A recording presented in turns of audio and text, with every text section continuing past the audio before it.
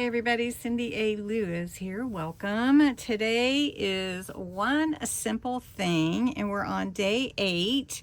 This is the Craft Your Stash edition, creating space to create. And I want to say just a moment about yesterday's let go of 5 things.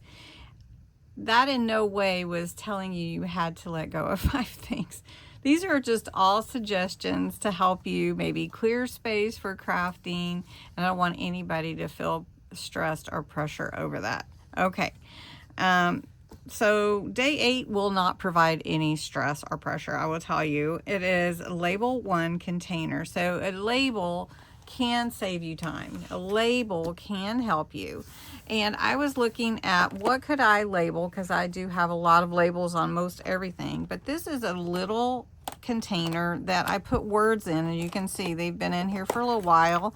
When I cut them out, or if I make them, just like this one, these little Craft Your Stash ones, and I know what's in it, but I haven't labeled it. So if I put a word label on here, that would help me know. I'm always going to be putting words in there, and that will help me. So I actually have a Dymo, and so I just printed words on my Dymo, and we're just going to put that on here so that I'll remember that these are my words in here.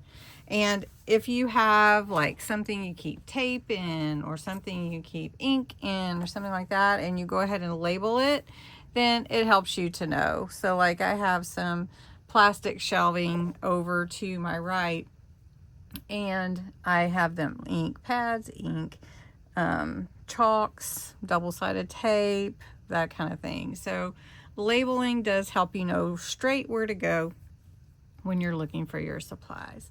So I hope that this helps you, and tomorrow will be a fun day too. Thanks so much for watching.